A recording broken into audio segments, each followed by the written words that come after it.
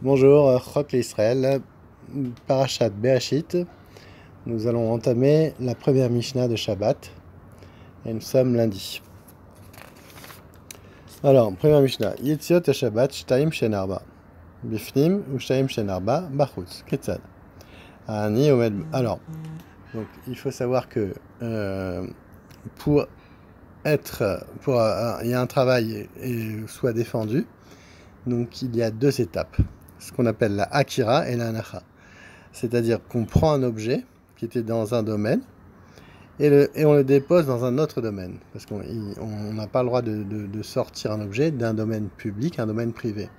Donc la Akara, je le déracine, quelque part je le prends, Akara, et je le dépose, la Anacha. Donc quand on fait ces deux tâches, alors là on est Chayav. On est Chayav de Raïta. C'est interdit, c'est un travail interdit, ça s'appelle sortir. Ça s'appelle transporter un objet du domaine public au domaine privé ou inversement. Donc, il y a en fait Shtaim She'en Arba. Il y a 4 cas où on est Chayav, que ça soit dehors ou à l'intérieur. Alors, Ketzad, de quoi parle-t-on? Ani Omed Bachutz. Donc voilà, le pauvre se trouve à l'extérieur et il vient demander de l'argent ou une miche de pain. Omed Bachutz ou Balabait Bifnim. Donc voilà, c'est la première ligne. Donc le riche, en fait, le pauvre est à l'extérieur et le riche est à l'intérieur de la maison. Ou Balabait Bifnim. Pachat ani et yado lifnim. Donc le pauvre a tendu la main à l'intérieur, donc il a fait nakara. Ou pachatani et yado lifnim venatan netoch yado shel balabait. Et il l'a déposé dans les mains il a déposé son panier dans les mains du riche. Donc on voit que le pauvre a fait la anacha velakara, puisqu'il est rentré avec son panier, il l'a pris et il l'a déposé, donc il est chayav de Minatora. Maintenant, au shenatal, alors, Abaït, Bioshatani, Vet Yado, Lifnim, Minatan Letoch Yado, Shel Balabait. Au shenatal mitocha, ou alors il l'a pris, Veotzi, Aani Chayav et Balabait Pato. Alors, donc il l'a pris à l'intérieur et il l'a sorti. Donc là, c'est pareil, le Ani, donc le pauvre, sera Chayav ou le Balabait Pato. Pachat Balabait, maintenant c'est le riche qui a tendu les mains vers l'extérieur. Et Yado, la chutz, Venatan et Tor Yado Shel Ani, il a pris la miche de pain, il l'a mis dans les mains du Ani. Pachat et la chutz, Venatan et Tor Yado Shel Ani. Alors donc il a pris, il l'a fait sortir, il l'a déposé dans les mains du Ani à l'extérieur. Donc on voit que le riche a fait les deux melachot, il a fait akara ve'anacha, il a pris et il a déposé en changeant de reshut, de domaine. Donc il est chayav de la Torah, parce qu'il a fait les deux melachot. On a dit qu'il fallait faire les deux melachot pour être chayav. Alors, troisième cas. Alors, onatal mito, voilà. Pachat balabait et yado lachutz venatan letoch yado shelani oshe natal mitocho virnis balabait chayav ani chayav balabait chayav et ani pato. Donc quand c'est le pauvre qui a fait, donc quand c'est soit c'est le pauvre qui a fait une des melacha ou le riche qui a fait une des melacha, donc akara ou akara, donc prendre ou déposer. Donc s'ils ont fait le geste à deux, d'accord, donc ils ont fait la moitié d'une melacha, c'est que donc ils seront chayav des rabanan et patour des roaïta. Alors, donc comment ça s'est passé? Pachat balabait et yado, donc le propriétaire qui était à la maison, il a tendu la main vers l'extérieur et il a mis à l'intérieur des mains du Hani. O Shenatal Mitocha Virnis, ou alors il l'a pris de l'intérieur et il a fait rentrer Balabait Chayav et Hani Patour. Le Balabait sera Chayav et le Hani Patour, puisque là on voit que c'est le Balabait, le propriétaire, qui a fait les deux travaux. Pachat Hani et Yado, mais non. Donc là on est dans le cas où le pauvre a tendu la main à l'intérieur et le riche lui a déposé. Alors, Pachat Hani et Yado, Lifnim, Venatal Balabait à Mitocha, il l'a mis à l'intérieur, donc on voit qu'il a une moitié de Melacha pour chacun. Oshanatan Chavatsi Shneem Turin, Pachat Balabait Etiado Lachut, Venatal Ani Mitocha, Oshanatan Letocha, Virnis Shneem Turin. Donc quand c'est les deux qui font la moitié, donc lui il a fait la moitié de la Melacha, et là il a fait la moitié de la Melacha, donc ils seront les deux Pturim, puisqu'ils ont fait. Il faut que pour être Chayav Deoraita, quand on dit Patour, c'est Patour Deoraita, de Minatora. Par contre, ils sont Chayav des Rabbanan. Donc, quand ils font la moitié de la Malecha, ils sont Patour Deoraita, de la Torah, et Chayav des Rabbanan. Parce qu'ils ont fait la moitié de la Malecha. On a dit Akara. Akara, ça veut dire prendre, déraciner, hein, prendre. Et Anacha, ça veut dire déposer. Donc pour être Hayav de Raïta, il faut qu'il y ait la Akara et la Anacha. Et si on n'a fait qu'une des deux, on sera Hayav des Rabbanan. Mishnah Bet. Lo Yeshev Adam Lifne Asafar. Alors, Samour les Mintra. Donc Samour les Mintra, c'est à partir de Mintra Gdola, c'est-à-dire à partir de le jour, disons, commence à la 6e heure, 12h, 18h. Donc, quand à 12h30, à partir de 12h30, c'est ce qu'on appelle Mincha Gdola, jusqu'à 9h30 ou 9h45, je ne sais plus. Donc ça, c'est Mincha Gdola. Un homme n'a pas le droit de rentrer dans cette zone-là, chez un coiffeur. Ad Sheit Palel, il faut qu'il ait fait son Mincha avant. Loïkanes Adam les Merchatz, il ne doit pas rentrer dans le bain public, pareil, de peur qu'il n'ait pas le temps, il s'oublie là-bas et que il s'oublie et il se fasse prendre et que Shabbat tombe. Vélo les Boursaki, et un homme n'a pas le droit d'entrer chez un teinturier qui teint la peau. Vélo les Chol, vélo la dîne, et il ne doit pas faire une grande Seuda, donc avec du pain, etc. Samour les Mintra, ou dans un jugement. Ve'emitrilou el Mafsikin. Donc s'ils ont commencé, on ne va pas les interrompre. Mafsikin nikrot kriyat shema, ve'en mafsikin letfila. Donc on peut interrompre quelqu'un qui fait, qui lit son schéma, mais on n'interrompt pas de lire sa Amida. Pourquoi? Parce que le kriyat shema est des Oraïta, de la Torah, et l'Amida n'est que des Rabbanan. Donc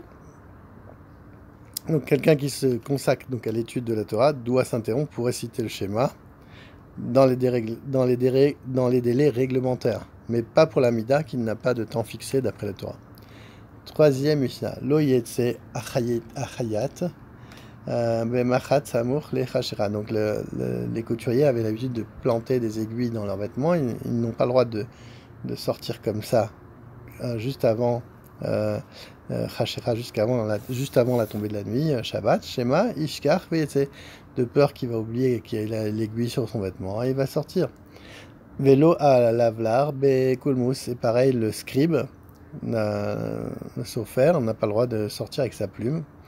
Vélo ipale et kelav. Alors, vélo ikra les or aner. Alors, et on n'a pas le droit d'enlever les mites d'un vêtement, et on n'a pas le droit de lire avec une lumière. Pourquoi? Parce que si la lumière commence à devenir faible, on a peur que la personne va la raviver en penchant la lumière. Bemet Amrou, Achazan, Roé, Echan, Atinokot, Corinne. Maintenant, s'il y a une personne, une grande personne, il est avec des enfants, alors il peut être avec eux, puisque lui, il surveille les enfants, mais lui n'a pas le droit de lire, parce que les enfants ne vont pas le surveiller. Uket Sebo, Lo Yechal Azav Im Azava, Mipne Argel Avera. On voit que même une femme qui a des flux pendant 3 jours, qui est Zava Gdola, qui a 3 jours consécutifs de flux sanguin, n'a pas le droit de manger avec son mari, de peur qu'ils arrivent à s'unir. Donc on voit tout ça, c'est des précautions que les Chachamim nous ont enseignées. Mishadal Velo min a lachot she'amru ba'aliyat Hanania ben Chaskia ben Gurion keshalu levakro. Voici donc les halachot qui ont été dit donc par Rabbi Hanania qui allait visiter Chaskia ben Gurion. Nimnu verabu bet Shammai al bet Hillel veshomne aser dvarim gazru bo bayom. Et ils ont enseigné 18 halachot le même jour. Bet Shammai omrim en shorin dayo u samanim ve karshinim ela kede sheyasheshru mi bodium ou bet Hillel matirin. Donc Shammai lui interdit la veille de Shabbat de mettre à tremper des ingrédients pour faire de l'encre ou des épices ou des plantes pour le fourrage, à moins que leur trempage puisse se terminer avant le commencement de Shabbat. Et pour Beth Hillel, les objets d'une personne doivent cesser aussi de travailler. Pour Shammai, les objets font un jvout, donc ils doivent cesser de travailler eux-mêmes. Par contre, Beth Hillel permet de continuer au-delà de Shabbat si les objets travaillent d'eux-mêmes. Beth Shammai omrim en notnim onin shel pishtan letor hatanur ela kede sheya avilu mi beodium velo et atzemer leyora ela kede sheeklit ha'ain ou Bet Hillel matirin Bet Shammai omrim en porshin metsudot chaya veofot vedagim ela kede sheatzutu mi beodium ou Bet Hillel matirin. Donc, pour Bet Shammai, on peut mettre des touffes de lin, ils ne doivent pas être mis dans un four le vendredi, à moins que leur eau ait le temps de s'évaporer le jour même, donc avant Shabbat. De même, on peut mettre de la laine dans un chaudron à teinture, que si celle-ci va s'imprégner le jour même sur le tissu, donc toujours avant Shabbat. Pour Bet Hillel, on peut commencer des travaux le vendredi pour qu'ils se terminent même pendant Shabbat, mais par contre il faudra prendre des précautions pour que l'intéressé n'en vienne pas à y prendre une part active durant le jour du repos. Donc par exemple en attisant les braises, ça s'appelle Michategi Chalim, donc il faudra prendre ces précautions. De même, pour Bet Shammai, il est interdit de tendre le vendredi des pièges et des filets aux bêtes sauvages, ou aux oiseaux ou aux poissons, à moins que ces animaux puissent être pris avant la nuit. Donc s'ils arrivent à les prendre avant Shabbat et les retirer des pièges, c'est bien. Mais sinon, non. Pour Beth Hillel, on a même droit de les mettre, ces pièges, même avant Shabbat. Et si les animaux se sont pris pendant Shabbat, c'est sûr qu'on ne va pas les toucher, mais on aura le droit de les reprendre après Shabbat. Mishnah Zayin, Bet Shammai omrin, en mochorin lenochi ve'en to'anin imo ve'en magbi'in alav, ela kede sheyagia le makom karov. Bet Hillel matirin.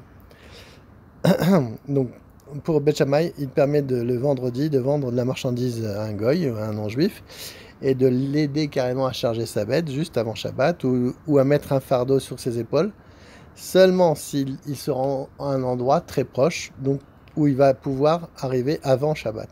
Et Beth Hillel nous dit non, c'est un goy, il fait ce qu'il veut, nous on lui a vendu, après c'est plus notre problème. Mishnachet, Bet Shammai omrim, en notin orot le ovdan velo kelim le koves nochi, ela kede sheyase mi bodium, ubekulan Bet Hillel matirin, aim hashamesh. Donc, pour Bet Shammai, on peut donner le vendredi des pots à un tanneur goy. On ne peut pas leur donner des pots ni du linge, donc un blanchisseur donc non juif, que s'ils ont le temps de terminer le travail en Shabbat. Et pour Beth Hillel, on peut leur remettre les pots ou le linge tant que le soleil ne s'est pas couché, c'est toujours la même svara, c'est que Beth Hillel, il dit, c'est plus mon problème, moi je lui donne, après il fait ce qu'il veut, il travaille pour lui, il le fera quand il voudra. Mishnah Chet, Bet Shammai Omrim, Mishnah Tet, Amar Rabban Shimon Gamliel, Noagin Ayu Bet Taba, Shayu Notin Kede les Lavan, les Koves, Nochi, Shlosha Yamim Kodem, Shabbat. Donc Rabban Shimon nous enseigne que son père avait l'habitude de donner des habits blancs 3 jours avant Shabbat. Pourquoi? Parce que les habits blancs sont plus délicats, ils prennent plus de temps à laver. Donc ça a l'air d'aller comme Bet Shammai. Veshavin Elu Velu chez Toanin, Korod, Betabad, Veigule Agat. Donc on avait le droit par contre de mettre des grosses poutres sur des raisins ou sur des olives pour que le jus s'écoule de lui-même, même si ça se fera Shabbat, parce que même Bet Shammai donc reconnaîtrait que cet avis. Par contre, celui qui fait ça, bien sûr, Shabbat, ça sera interdit. Mishnah Yud, En Solin Basar, Batsal ou Betsa, et la Kede Sheitzulum et Beodium. Donc on n'a pas le droit de faire griller de la viande, ou des oignons, ou des œufs, seulement s'ils ont le temps de cuire bien avant Shabbat. En Notnim Pat Letanur Imchashecha, Velochara Al Gabe Gechalim, et la Kede Sheikremu Panea Mi Beodium. Donc pareil pour les gâteaux ou du pain, on a le droit de les mettre seulement si on a le temps, si le gâteau dans un four, seulement s'il attend d'avoir une croûte, de former une croûte. Eda Keshe Kromo Panea Mi Beodium. Rabbi Eliezer Omer, Kede Shei Krom Atarton Shela. Non, il dit seulement la croûte en bas, mais pas celle d'en haut. Meshal Shelin et a Pesach Betanur im Chashecha Umachazin et a Ur Medural Bet Amoked ou Begvolim Kede Sheerchoz a Ur Beruban Rabbi Yehuda Omer Bepachamim Kol Sheu. Donc à Pessah, quand ça tombe, quand Pessah tombait un vendredi, on peut descendre l'agneau pascal, donc le Pessah, dans un four. Donc quand c'est proche de la nuit, sans craindre qu'on en vienne attiser les braises par ceux qui sont comptés sur le sacrifice pascal, pour les gens qui sont invités donc sur ce sacrifice pascal, en vue de le manger ensemble dans la soirée, sont tenus pour très scrupuleux dans l'accomplissement des commandements de la Torah. De même, les Kohanim, étant également connus pour leur zèle dans la pratique religieuse, on leur permet d'alimenter à l'approche de la nuit le feu qui brûle en permanence dans la chambre des foyers pour qu'ils puissent se réchauffer, car ils sont obligés de marcher pieds nus sur le sol froid de la Hazara. Hors du temple, donc on nous permet d'ajouter du bois dans un foyer le vendredi après-midi si le feu a encore le temps de prendre sur la plus grande partie du bois avant Shabbat. Rabbi Yehuda nous dit que si l'on utilise du charbon comme combustible, il suffit qu'une infime partie soit avivée avant Shabbat, car dès lors, le feu va continuer à brûler normalement sans qu'on ait besoin de l'attiser.